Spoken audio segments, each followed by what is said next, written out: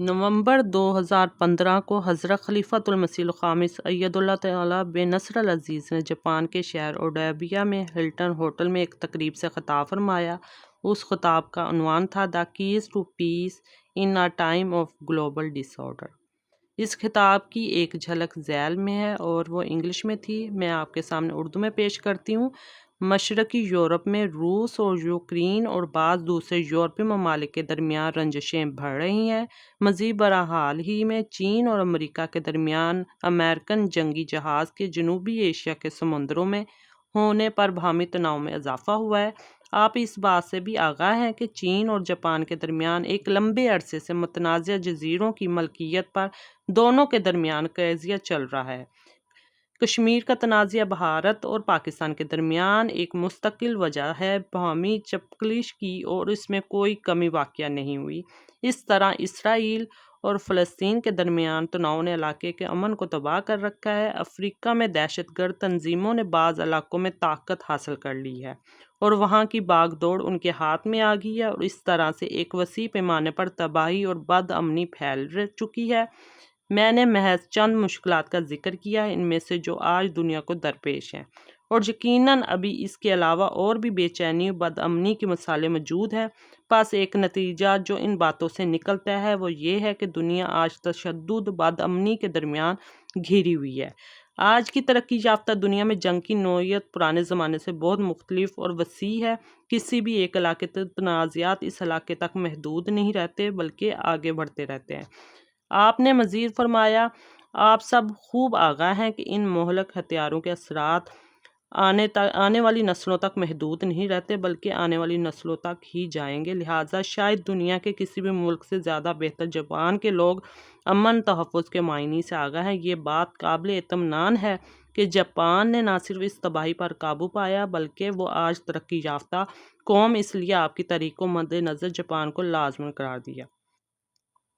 آپ نے مزید ارشاد فرمایا، جب ایٹمی ہتھیار جاپان کے خلاف استعمال ہوئے تو اس وقت جماعت احمدیہ کے سربراہ نے جو دوسرے خلیفہ المسیح تھے بہت سخت الفاظ میں اس حملے کی مذمت کی۔ انہوں نے فرمایا، ہماری مذہبی اخلاقی تعلیم تقاضا کرتی ہے ہم ساری دنیا کے سامنے اس بات کو لے کر آئیں، ہم اس ہولناک فعل کی خون کی ہولی کو کسی بھی صورت میں درست قرار نہیں دے سکتے۔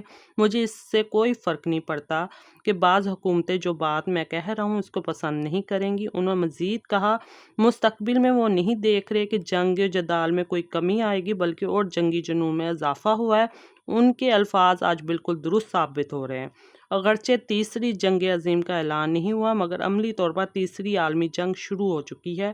دنیا بھر میں مرد، عورتیں اور بچے قتل کیے جا رہے ہیں، ان پر تشدد کیا جا رہا ہے اور وہ دل خراش مظالم سے دوچار ہیں، یہاں تک کہ ہمارے تعلق ہے جماعت احمدیہ نے ہمیشہ ہر قسم کے ظلم اور زیادتی کے خلاف آواز اٹھائی ہے، خواہ وہ دنیا کے کسی کونے میں وقوع پذیر ہوں۔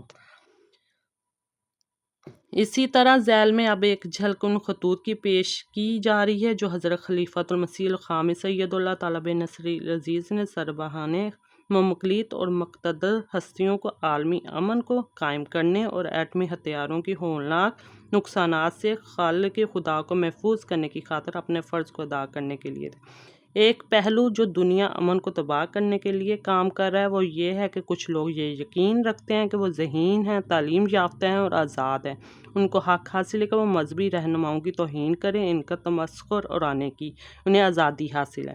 معاشرے میں امن قائم رکھنے کے لیے یہ ضروری کہ اپنے دل و دماغ سے وہ جذبات، ناپسندیدہ خیالات کو نکال پھینکا جائے جو دوسروں کو تکلیف دے اور اس کی جگہ ایک دوسرے کو برداشت کرنے کی صلاحیت کو بڑھانے کی ضرورت ہے۔ اس بات کی ضرورت ہے ایک دوسرے کے انبیاء، بزرگان مذاہب کی تکریم کے دفاع کے لیے سب کھڑے ہو جائیں۔ دنیا اس وقت بے چینی، گھبراہٹ کے ماحول سے گزر رہی ہے اور ضرورت ہے اس امر کی کہ باہمی محبت و ہمدردی کا ماحول پیدا کیا جائے اور ہم سیکھیں گے کیسے ہم پہلے سے زیادہ بہتر ہمدردی رواداری کو حاصل کر سکتے ہیں۔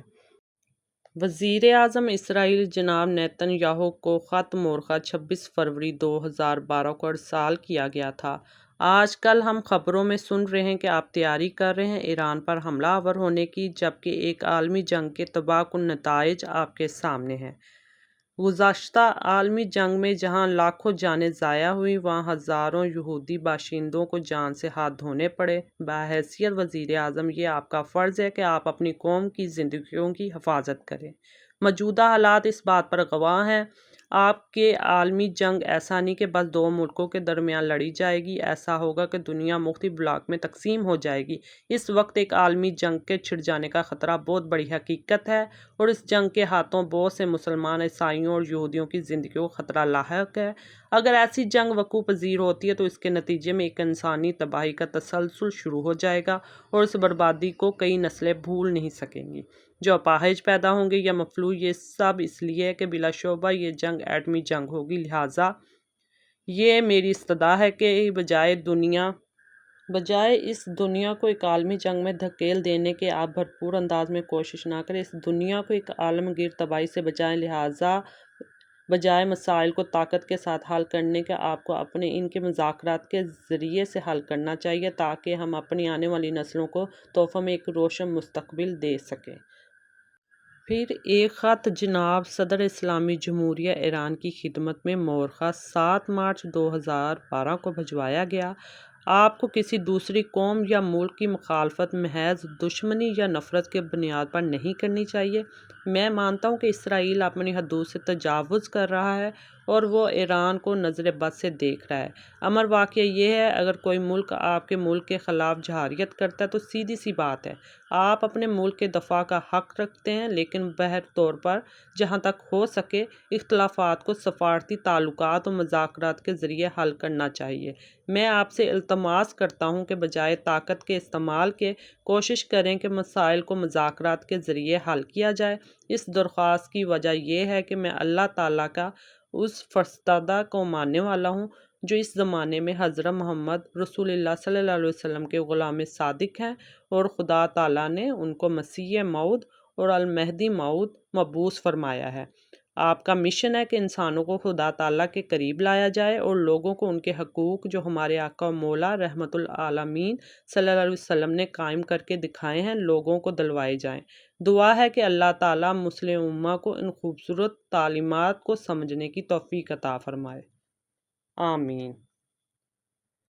مورخہ 8 مارچ 2012 کو حضرت خلیفۃ المسیح الخامس اید اللہ تعالیٰ بنصر العزیز نے صدر یونائیٹڈ اسٹیٹ آف امریکہ کو جو خط تحریر فرمایا، اس کا اختتامی پیرا ذیل میں نقل کیا جاتا ہے، لیکن میں آپ کو اس کی اردو میں تفصیل بتا دیتی ہوں۔ میری درخواست ہے کہ آپ کی خدمت میں اور دیگر سربراہان سے یہ ہے کہ بجائے اس کے کہ ہم طاقت کے استعمال سے دوسری اقوام کو دبا لیں، ہمیں سفارتی تعلقات، گفت و شنید اور عقل و دانش سے کام لینا چاہیے۔ دنیا کی بڑی طاقتیں جیسے امریکہ، ان کو اپنا کردار امن عالم کے قیام کے لیے ادا کرنا چاہیے۔ ان چھوٹے ممالک کے بعض اعمال کو جواز بنا کر امن عالم کو خراب نہیں کرنا چاہیے۔ اس وقت ایٹمی ہتھیار نہ صرف امریکہ اور دوسری طاقتوں کے پاس موجود ہے، بلکہ چھوٹے سے بعض ممالک کے پاس بھی موجود ہے، اور وہاں کسی بٹن دبانے کے شوقین کو دارک ہی نہ ہوگا کہ اس وسیع پیمانے پر آنے والی دور سے اس تباہی کا جو ایٹمی ہتھیاروں سے وابستہ ہے۔ بس یہ میری نہایت عاجزانہ درخواست ہے کہ آپ اپنی بھرپور کوشش کر کے بڑے اور چھوٹے تمام ممالک کو روکیں اور کہیں کہ وہ تیسری عالمی جنگ کا باعث نہ بنیں۔ ہمارے ذہن میں کوئی غلط فہمی نہیں ہونی چاہیے۔ اگر ہم اس جنگ کی روک تھام میں ناکام ہو گئے تو جو تباہی اس دنیا کا مقدر بنے گی، وہ صرف ایشیا، یورپ اور امریکہ کے غریب ممالک تک محدود نہیں رہے گی، بلکہ آنے والی نسلوں تک اس کے خوفناک اثرات جائیں گے، اور دنیا کے ہر خطے میں پیدا ہونے والے بچے مفلوج اور اپاہج ہوں گے۔ وہ کبھی اپنے آباء و اجداد کو معاف نہ کریں گے جو عالمی تباہی اور بربادی کا موجب بنیں گے۔ ہمیں اپنی ہی دلچسپیوں تک نہیں سوچنا چاہیے، بلکہ آنے والی نسلوں اور ان کے روشن مستقبل کے لیے سوچنا آج کی ضرورت ہے۔ دعا ہے کہ اللہ تعالیٰ عز و جل دنیا کے تمام سربراہان کو اس پیغام کا درک عطا فرمائے۔ آمین۔ اب میں آپ کے ساتھ حضور کی وہ ویڈیو بھی شیئر کرتی ہوں جس میں ایک وقف نو بچی جو حضور سے سوال کر رہی ہے۔ حضور انور نے کچھ عرصہ پہلے دنیا بھر کے سپر پاورز کو امن کے خطوط بھجوائے تھے. میرا سوال ہے کہ کیا اس پر کوئی رد عمل آیا، اور اگر آیا تو کیا حضور انور دوبارہ خطوط لکھیں گے؟ رد عمل کیا آنا تھا؟ بہت ساروں نے جواب نہیں دیا. جنہوں نے ایک دو نے جواب دیا، انہوں نے کہا جی ہم اپنی ایٹمی طاقت جو کم کر رہے ہیں، اس کے بعد پھر اسی طرح کرنے لگے کام.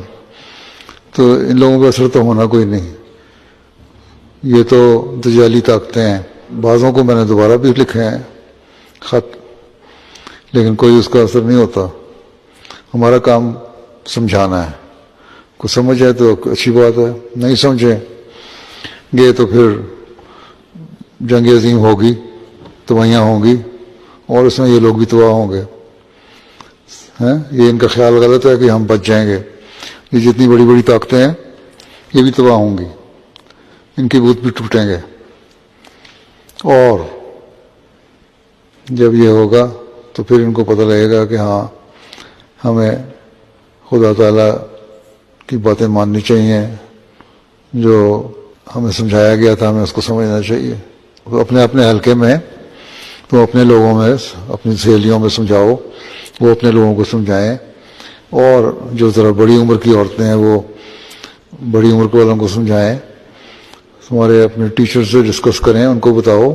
معیار کبیر کی ناصرات ہو تم لوگ تو اپنے ٹیچروں سے بھی ڈسکس کر سکتی ہے، ان کو بتاؤ کہ کس طرح ہم امن قائم کر سکتے ہیں دنیا میں، نہیں تو بہت بڑی تباہی ہوگی.